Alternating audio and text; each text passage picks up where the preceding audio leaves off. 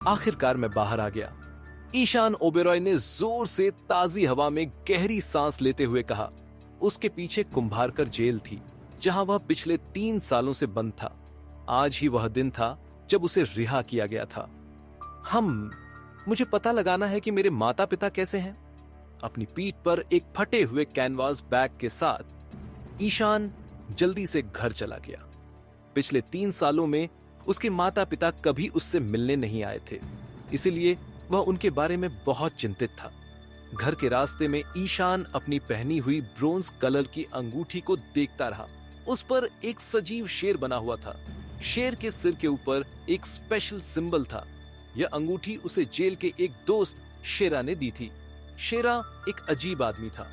वह लगातार इस बारे में बात करता रहता था कि वह शेर संप्रदाय का लीडर था और एस्ट्रोलॉजी, जियोग्राफी, मेडिसिन और बहुत कुछ के बारे में सब कुछ जानता था। इतना ही नहीं, उसने यह भी दावा किया था कि वह मरे हुए लोगों में से किसी को भी जिंदा कर सकता है। हर कोई शेरा को पागल समझता था और उसी के वजह से उसको इग्नोर करता था। सिर्फ ईशान ही उसके साथ बातचीत करता था और कभी कभार अपना खाना शेयर किया करता था। शेरा ईशान को शेर संप्रदाय और टाइगर आइलैंड के बारे में हर तरह की अजीब कहानियां सुनाता था। ये वो नाम थे जो ईशान ने पहले कभी भी नहीं सुने थे। इसके अलावा शेरा अपने ध्यान और मार्शल आर्ट ट्रेनिंग में ईशान को अपने साथ ले जाता था। यह देखते हुए कि ईशान जेल में कितना बोर हो रहा था, वह भी खुशी से उसके साथ चला जाता था। 3 साल के अंत में ईशान ने शेरा से कई मार्शल आर्ट तकनीक और मेडिकल स्किल्स सीखे थे। ईशान की रिहाई के दुर्भाग्यपूर्ण दिन पर शेरा ने ईशान को अंगूठी दी और उससे कहा कि वह उस साल 15 जुलाई को इंडियन ओशियन के अंदर एक बिना नाम वाले आइलैंड पर जाए। वहां उसे अपनी अंगूठी दिखानी थी और कोई उसे उठा लेगा। जब ऐसा होगा तो ईशान को एक अद्भुत अवसर दिया जाएगा।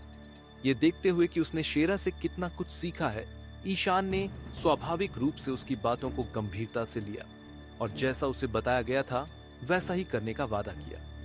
फिर भी जुलाई आने में अभी कुछ और महीने बाकी थे। इससे पहले कि वह यह जान पाता, ईशान उसके घर के एंट्रेंस पर आ गया था। जब उसने अपने सामने एक टूटा फूटा घर देखा तो उसे कड़वाहट का एहसास हुआ, क्योंकि उसे इस बात का कोई ध्यान नहीं था कि उसके माता पिता ने इन 3 सालों के दौरान कैसी जिंदगी बिताई थी। मेरे गलत काम की वजह से मेरे माता पिता को बहुत दर्द सहना पड़ा होगा।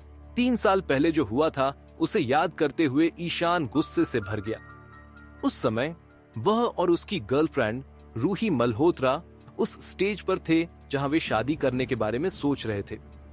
वो दोनों यूनिवर्सिटी में क्लासमेट्स थे और 2 साल से रिलेशनशिप में थे। एक दिन जब वह रूही को घर वापस ले जा रहा था तो वो दोनों सिद्धार्थ शर्मा के साथ रास्ते पर टकराए, जो नशे में था। सिद्धार्थ राजवंत का एक अमीर बच्चा था जो अपने सभी कुकर्मों के लिए फेमस था। जब उसने देखा कि रूही कितनी सुंदर है तो उसने उसके खिलाफ गंदे इरादे पाल लिए और उसे फिजिकली छूना शुरू कर दिया। एक फेमस अमीर बच्चे के रूप में सिद्धार्थ ने ईशान की ओर देखने की भी जहमत नहीं उठाई। नतीजतन जब ईशान ने देखा कि उसकी गर्लफ्रेंड का फायदा उठाया जा रहा है तो वह बहुत गुस्सा हो गया।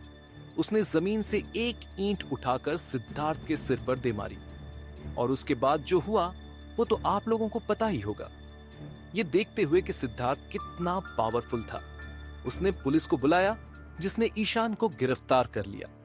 उसके वजह से ईशान को हमले के लिए 3 साल जेल की सजा सुनाई गई थी। काफी देर तक झिझकने के बाद ईशान ने धीरे से दरवाजा खटखटाया। कौन है भाई? जब दरवाजा खुला तो सिर पर सफेद बालों वाली एक कुबड़ी बूढ़ी औरत ने अपना सिर बाहर निकाला। एक हाथ आगे बढ़ाते हुए मानो कुछ महसूस कर रही हो, उसने पूछा, ये कौन है? दरवाजा कौन खटखटा रहा है? बुढ़िया की आंखें बंद थीं। इससे और ज्यादा क्लियर नहीं हो सकता था कि वह अंधी थी। ईशान ने जैसे ही उसे देखा वह दंग रह गया। उसकी आंखें सदमे से फैल गईं, जबकि उसका पूरा शरीर थोड़ा कांप उठा। उसे विश्वास नहीं हो रहा था कि वह बूढ़ी झुर्रियों वाली महिला उसकी मां मीरा ओबेरॉय थी। सिर्फ 3 सालों में मां की ऐसी हालत कैसे हो गई? मां, यह मैं हूं। ईशान, ईशान ने भावुक होकर उसे पुकारा और वह उसका समर्थन करने के लिए आगे बढ़ा। ईशान, क्या यह सच में तुम हो? जैसे ही मीरा ने ईशान के चेहरे को महसूस करने के लिए अपने हाथों का इस्तेमाल किया, आंसू उसके गालों पर बहने से खुद को नहीं रोक सके। माँ, यह मैं हूं, ये सच में मैं ही हूं। ईशान की आंखों में भी आंसू आ रहे थे। माँ, ये तुम्हें क्या हुआ? ईशान इस बात से हैरान था कि उसकी पहले से स्वस्थ माँ सिर्फ 3 सालों में इस तरह कैसे हो गई। ये एक लंबी कहानी है, हम बात करेंगे, पहले तुम अंदर आओ। मीरा ने ईशान को घर में खींच लिया। ये देखकर कि उनका टूटा फूटा घर कितना खाली था, ईशान को विश्वास से परे झटका लगा। हालांकि वो लोग अमीर नहीं थे, उनके पिता के पास एक स्थिर नौकरी थी, इसलिए वे पहले एक सिंपल लेकिन आरामदायक जिंदगी जीते थे। माँ, हमारे घर को क्या हुआ? ईशान ने डरते हुए सवाल। मीरा ने आह भरी। तुम्हारे जाने के बाद। तब उसकी माँ ने उसे सारी बात बताई। ईशान को जेल भेजे जाने के बाद शर्मा परिवार ने इस मामले पर ज्यादा ध्यान नहीं दिया। इसके बदले उन्होंने 10 लाख मुआवजे की मांग की। बिना किसी विकल्प के छोड़ दिए जाने पर ईशान के माता पिता ने उसकी शादी के लिए खरीदा हुआ घर बेच दिया और बहुत सारा पैसा उधार लिया था। फिर भी यह पर्याप्त नहीं था। आखिरकार उन्हें आखिरी 3 लाख किश्तों में चुकाने पड़े। इस तरह से ईशान के पिता ने अपनी नौकरी खो दी और सिर्फ सड़क साफ करने वाले के रूप में काम पा सके। जहां तक उसकी माँ की बात है, वह पूरे दिन रोती रही जब तक कि वह अंधी नहीं हो गई। यही वजह थी कि उसके माता पिता कभी उससे मिलने नहीं गए थे। अपनी माँ की बात सुनते समय ईशान ने धीरे धीरे अपनी मुट्ठी भींच ली और उसकी आंखों में जानलेवा इरादे चमकने लगे। उसे उम्मीद नहीं थी कि शर्मा परिवार उसके परिवार पर कोई दया नहीं दिखाएगा। माँ, क्या रूही ने आपकी कोई मदद नहीं की? ईशान ने हैरान आवाज में पूछा। रूही और मेरी शादी होने वाली थी। इसके अलावा मुझे उसके सम्मान की रक्षा करते हुए जेल में डाल दिया गया। इसलिए ऐसा हो ही नहीं सकता कि वो बस चुपचाप बैठकर मेरे माता पिता को इस हालत में जाते देख सके। क्या वह ऐसा कर सकती है? मीरा ने आह भरते हुए जवाब दिया। छोड़ो, उसकी बात नहीं करते हैं। मल्होत्रा परिवार ने न सिर्फ हमें नजरअंदाज किया, बल्कि जब मैंने सगाई का उपहार भी वापस मांगा तो उन्होंने उसे भी वापस नहीं किया। उन्होंने दावा किया कि यह उनकी गलती नहीं थी कि तुम्हारे जेल जाने की वजह से शादी टूट गई, इसलिए उन्होंने इसे वापस करने से इनकार कर दिया। जब तुम्हारे पिताजी ने उनसे बहस की तो इसके लिए उन्हें पीटा भी गया। मीरा जितनी ज्यादा इसके बारे में बात कर रही थी, वह उतनी ही ज्यादा उदास हो जा रही थी। अंत में उसके आंसू रुक ही नहीं रहे थे। क्या मल्होत्रा परिवार ने सचमुच ऐसा किया? ईशान ने अपनी भौहें सिकोड़ ली, क्योंकि उसे विश्वास नहीं हो रहा था कि रूही ऐसा कुछ करेगी। जब उसे गिरफ्तार किया गया था, तब उसने यह रोते हुए कहा था कि जेल से रिहा होने तक वह उससे शादी करने का इंतजार करेगी। ऐसा क्यों हुआ? इसके वजह से ईशान ने रूही से मिलने और उससे इसके बारे में पूछने का फैसला किया। अचानक किसी ने उनके दरवाजे को जोर से पीटा। टक्कर इतनी जोरदार थी कि उससे दरवाजा लगभग टूट गया। जैसे ही मीरा ने दस्तक सुनी, उसका चेहरा डर से पीला पड़ गया। माँ, ये कौन है? ईशान ने अपनी माँ का रिएक्शन देखकर उत्सुकता से पूछा।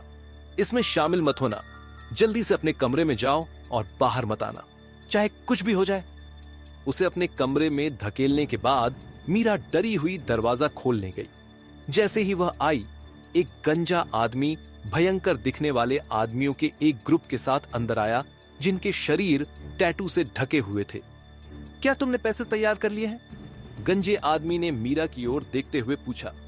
हाँ, मेरे पास पैसे हैं। मीरा ने कोने में एक थैली ढूंढते हुए बार बार अपना सिर हिलाया। उस समय बहुत सारे पड़ोसियों की भीड़ वहां जमा हो गई थी। हालांकि उन्होंने उस गंजे आदमी को देखते ही दूरी बनाए रखी। ये लोग हर महीने पैसे मांगने आते हैं। कितना निर्दयी ग्रुप है यह। बिल्कुल, आखिर कानून का शासन कहाँ है? चुप रहो, इतनी जोर से मत बोलो। उन्हें शर्मा परिवार द्वारा निर्धारित समय पर धन इकट्ठा करने के लिए भेजा गया है। पड़ोसी बगल में छुप गए और उन लोगों की हरकतों की आलोचना की। दुर्भाग्य से किसी ने वो सब चीज रोकने की हिम्मत नहीं की। इस बीच उस गंजे आदमी ने मीरा के हाथ से वो थैली छीन ली और जांच करने के लिए उसे खोला। ये क्या है? अपनी भौहें बुनते हुए उस गंजे आदमी ने थैली को अंदर बाहर कर दिया, जिससे कुछ फटे नोट और अतिरिक्त पैसे बाहर गिर गए। वहां 100, 150 और 1-2 रुपए के नोट थे। दरअसल अंदर सिक्कों का ढेर था। क्या इसका टोटल 10,000 भी होता है? वो गंजा आदमी मीरा पर गरजा, सुनो, वहां सब कुछ है और हमने इसे गिना भी है। अगर तुम मुझ पर भरोसा नहीं कर रहे हो तो तुम इसे खुद गिन सकते हो। मीरा ने तिरछी मुस्कान के साथ सिर हिलाया। बकवास! उस गंजे आदमी ने मीरा के पेट में लात मारी और उसे जमीन पर गिरा दिया। तुम्हारी हिम्मत भी कैसे हुई मुझसे गिनने के लिए कहने की? मेरे पास इसके लिए समय नहीं है। उन सभी को 100 रुपए में बदलो। मां! अपने कमरे से बाहर निकलते हुए ईशान ने जल्दी से मीरा को उठने में मदद की। फिर उसने उस गंजे आदमी और उसके आदमियों पर बर्फीली नजर डाली, जिससे उनकी रीढ़ में ठंडक पहुंच गई। ईशान, तुम्हें यहां से बाहर नहीं रहना चाहिए।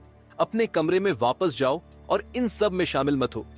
मीरा ने उसे पीछे धकेलने की बहुत कोशिश की। मां, क्योंकि मैं घर पर हूं, मुझे इससे निपटने दो। आपको बस शांत होकर बैठना चाहिए। मीरा को एक कुर्सी पर बिठाने के बाद ईशान ने यूएस गंजे आदमी की ओर घूर कर देखा। ईशान की जांच करने के बाद उस गंजे आदमी ने कहा, क्या तू वह लड़के नहीं हो जिसने मिस्टर शर्मा को ईंट से मारा था और इसके लिए उसे 3 साल की कैद हुई थी? मुझे हैरानी हो रही है कि तुम अब बाहर आ गए हो। तुम्हारी टाइमिंग बेकार है। आज वह दिन है जब तुम्हारी गर्लफ्रेंड और मिस्टर शर्मा शादी करने जा रहे हैं, उसके एक्स बॉयफ्रेंड के रूप में। क्या तुम इसमें शामिल नहीं होंगे? बेवकूफ! वो गंजा आदमी और उसके आदमी जोर जोर से हंसने लगे। क्या कहा तुमने? अपनी भौहें सिकोड़ते हुए काई अविश्वास से भर गया। मैंने कहा कि जिस लड़की के लिए तुम जेल गए वह आज मिस्टर शर्मा से शादी कर रही है। शादी ग्लैमर होटल में हो रही है और यह निश्चित रूप से शानदार होगी। आगे की कहानी जानने के लिए देखिए अगला एपिसोड सिर्फ पॉकेट एफएम के यूट्यूब चैनल पर, और लेजेंड के सारे एपिसोड्स को सुनने के लिए डिस्क्रिप्शन में दी लिंक से डाउनलोड करें पॉकेट एफएम ऐप।